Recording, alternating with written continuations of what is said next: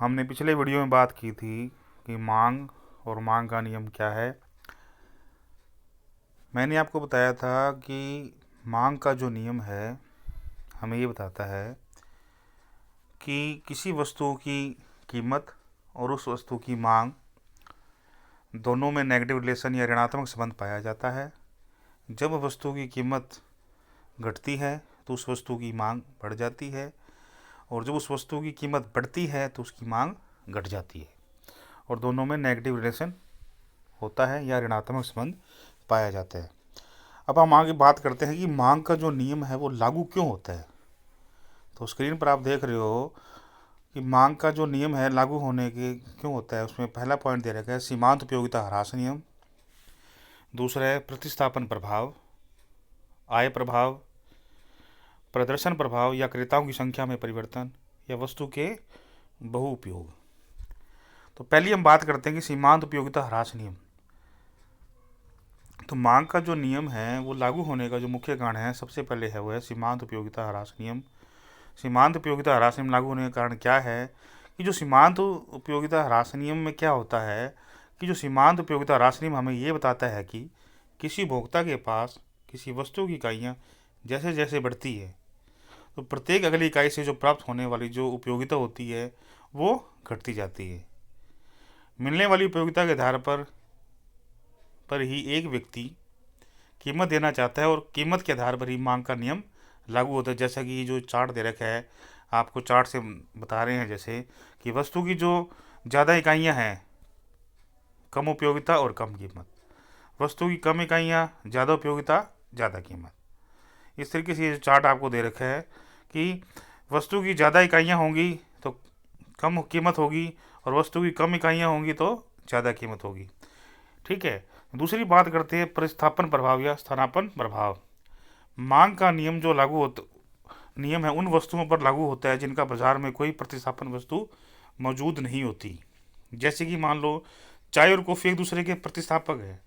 जैसे कि मान लो कि चाय की कीमत बढ़े तो उसकी मांग घट चाय की कीमत बढ़े तो उसकी मांग घटेगी क्योंकि कॉफ़ी की मांग बढ़ जाएगी।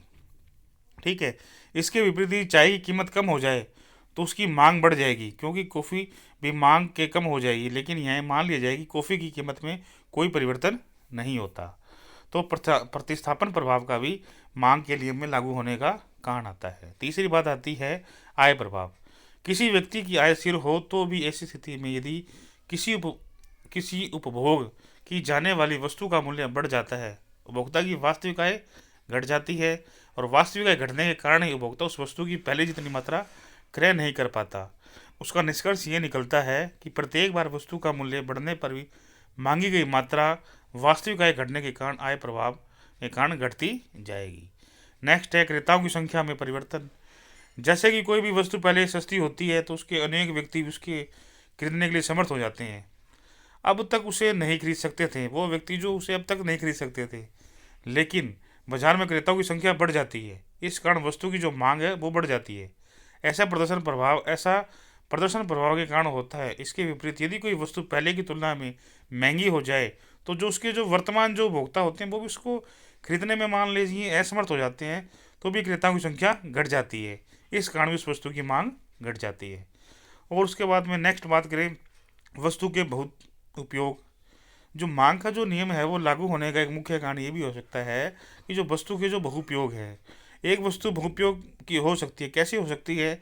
बिजली का उपयोग है, जैसे कृषि कार्यों में, घरों में रोशनी के लिए, खाना पकाने के लिए प्रयुक्त की जाती है। यदि विद्युत विद्युत पर कर का भार बढ़ जाए तो उस उपभोग को कम करके केवल उन्हीं कार्यों में लिया जाएगा जो अधिक आवश्यक है।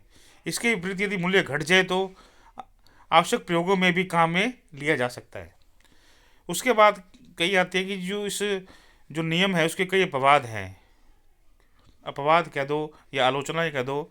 कुछ विशिष्ट वेद हैं जो मांग का नियम लागू जिनमें मांग का नियम लागू नहीं होता।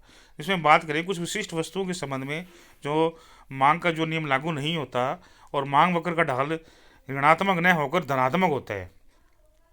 जो मूल्य वस्तु की मांगी गई मात्रा में प्रत्यक्ष संबंध होता है तो उसे मांग के नियम का अपवाद कहते हैं।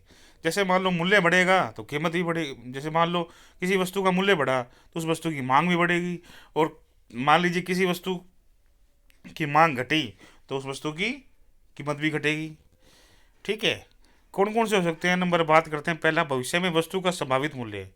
यदि भविष्य में वस्तु के मूल्य की बढ़ने की संभावना हो तो मूल्य में वृद्धि में होने पर भी वस्तु की मांग में वृद्धि होगी। यदि मूल्य कम होने की संभावना होगी तो मांग भी कम होगी, जैसे कि शेयर बाजार इसका एक एग्जाम्पल हो सकता है। दूसरा है दुर्लभ प्रतिष्ठात्मक वस्तु। दुर्लभ वस्तु जैसे मान लो पुराना कोई चित्र है, मूल्यवान जेवर है, कीमती पत्थर है आदि के मूल्य के नियम के अपवाद होते हैं, अर्थात इन वस्तुओं के मूल्य के बढ़ने के साथ साथ इनकी मांग भी बढ़ती जाती है। नेक्स्ट बात करें उपभोक्ता की अज्ञानता। यदि मान लो कोई उपभोक्ता मान लो अज्ञानी है, जिसको बाजार का ज्ञान नहीं है, तो सस्ती हो तो भी उपभोक्ता भ्रम के कारण उस वस्तु को घटिया समझ लेता है और इसके विपरीत महंगी वस्तुओं को श्रेष्ठ समझता है। ऐसी स्थिति में मांग का जो नियम है लागू नहीं होता। नेक्स्ट बात करें अत्यंत अनिवार्य वस्तुएं। ऐसी वस्तुएं जो जीवन के लिए अत्यंत अनिवार्य है उन पर भी मांग का नियम लागू नहीं होता। ऐसी वस्तु की कीमत में वृद्धि होने पर भी कोई भी विशेष कमी नहीं आती तथा कीमत में कमी होने पर भी कोई वृद्धि नहीं होती। जीवन रक्षक वस्तु में जैसे दवाइयाँ हैं, नमक आदि पर यही बात लागू होती है। नेक्स्ट बात करें विशेष ब्रांड की वस्तुएं। यदि कोई भोक्ता किसी विशेष ब्रांड की या ट्रेडमार्क विशेष की वस्तु खरीदने का आदी हो जाए, वस्तु की मांग पर कोई प्रभाव नहीं पड़ता। उदाहरण मान लो कोई व्यक्ति विशेष ब्रांड का सिगरेट, पान मसाला या जर्दा का उपभोग करने वाला उपभोक्ता ऐसी वस्तु की कीमत में वृद्धि होने पर उनकी मांग घटाते नहीं है। नेक्स्ट है नगण्य व्यय। यदि किसी वस्तु पर उपभोक्ता अपनी आय नगण्य हिस्सा व्यय करता है तो उस मांग का नियम लागू नहीं होता। जैसे दैनिक जीवन में काम आने वाली वस्तुएं, सुई, धागा, बटन आदि, यहाँ भी मांग का नियम लागू नहीं होगा। नेक्स्ट बात करें गिफिन का विरोधाभास। गिफिन क्या है, गिफिन का विरोधाभास, इसकी बात समझने के लिए हम बात करेंगे कि मार्शल के मांग के नियम को चुनौती देने वाला सबसे महत्वपूर्ण अपवाद गिफिन का विरोधाभास है। ब्रिटेन के महान सांख्यिकी सर रॉबर्ट गिफिन ने यह दावा किया था कि निम्न कोटि की वस्तुओं पर मांग का नियम लागू नहीं होता। गिफिन ने ही वस्तुओं को परिभाषित किया था, इसलिए ऐसी वस्तुओं को गिफिन वस्तुएं कहा जाता है। जिसमें जो गिफिन वस्तुएं कौन सी हो सकती, निर्धन वर्ग द्वारा खरीदी जाती हैं, जिस पर निर्धन वर्ग अपनी आय का अधिकतम हिस्सा व्यय करता है, जिसका प्रतिस्थापन प्रभाव निर्मल हो, अर्थात जिसकी कोई निकट प्रतिस्थापन वस्तु उपलब्ध ना हो। गिफिन के अनुसार यदि वस्तु की कीमत घटे तो एक सीमा तक बढ़ेगी, लेकिन गिफिन के अनुसार यदि वस्तु की कीमत घटे तो एक सीमा तक मांग बढ़ेगी, लेकिन कीमत निरंतर घटती रहे तो मांग बढ़ने की बजाय कम हो जाएगी। अर्थात गिफिन वस्तुओं में एक सीमा के बाद मांग का नियम लागू नहीं होता। ऐसी स्थिति में एक बिंदु के बाद मांग वक्र पुनः अपनी बाईं ओर मुड़ जाएगा। उदाहरण राजस्थान बाजार एक गिफिन का बाजार कहा जा सकता है। निर्धन वर्ग ज़्यादा इस्तेमाल जिस जिस निर्धन वर्ग ज़्यादा इस्तेमाल करता है अपनी आय का अधिकांश भाग बाजरा पर खर्च करता है। यदि बाजरे की कीमत में कमी है तो स्वाभाविक तौर पर उपभोक्ता अप्रत्यक्ष रूप से बड़ी आय को किसी अन्य श्रेष्ठ खाद्यान्न जैसे गेहूं, चावल पर खर्च करेगा। पर यह उपभोक्ता बाजरे की कीमत में कमी होने के बावजूद भी उसकी मांग घटा देगा। ठीक है। आप ये डायग्राम देख रहे हो, इस डायग्राम में देखने के बाद पता चलता है कि ओ एक्स वाई एक्सेस अपने को दे रखा है। इसमें अपने से बात करता है ओ एक्स पर हमने लिख लिया वस्तु की मात्रा और ओ वाई पर हमने मान लिया वस्तु की कीमत। तो सबसे पहले OP1 में देखो वस्तु की जो कीमत है वो कम है और वस्तु की जो मांग है वो ज़्यादा है।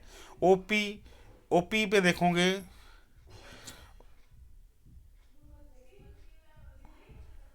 OP2 पे देखोगे कि वस्तु की कीमत क्या है, कम है और उसकी मात्रा क्या है, ज़्यादा है। इस प्रकार उपभोक्ता रेखा चित्र यह दर्शाता है कि जब गिफिन वस्तुओं की कीमत OP थी तो उसकी OQ मात्रा मांगी जाती थी। बी बिंदु के अनुसार जब कीमत घटकर OP हुई तो मांग बढ़कर OQ हो गई। यदि एक सीमा मान ली जाए तो ऐसी गिफिन वस्तुओं की कीमत और घटकर OP2 हुई, उपभोक्ता ने उसकी मांग बढ़ाने की बजाय घटाकर OQ2 की दी इस प्रकार बी बिंदु के बाद मांग का जो नियम है लागू नहीं होगा तथा डी मांग वक्र अपनी बाईं ओर मुड़ जाएगा। यह गिफिन का विरोधाभास कहलाता है। और नेक्स्ट जो बात करें वह है आपातकाल एवं युद्ध की स्थिति। जब युद्ध छिड़ जाए या प्राकृतिक विपदा आ जाए या किन्हीं कारणों से आपातकाल की स्थिति हो जाए तो मांग का नियम असफल हो जाता है। जैसे वर्तमान में हम देख रहे हैं कि जो कोविड का जो टाइम आया ये एक प्रकार से आपातकाल की स्थिति है, क्योंकि विभिन्न वस्तुओं का अभाव उत्पन्न हो जाता है और भविष्य में उनकी कीमतें बढ़ने की आशंका होती है। अतः उपभोक्ता बढ़ती हुई कीमतों पर भी ज़्यादा मांग करने लगता है। जैसे मान लो हमारे लॉकडाउन हुआ तो हम लोगों ने हमारी जो आवश्यक वस्तुएं थी, खाद्यान्न है या खाद्यान्न से संबंधित की जो सामग्री है, उन्हीं को महंगी थोड़ी सी हल्की सी महंगी हुई तो ही हमने उसको स्टोर करना शुरू कर दिया।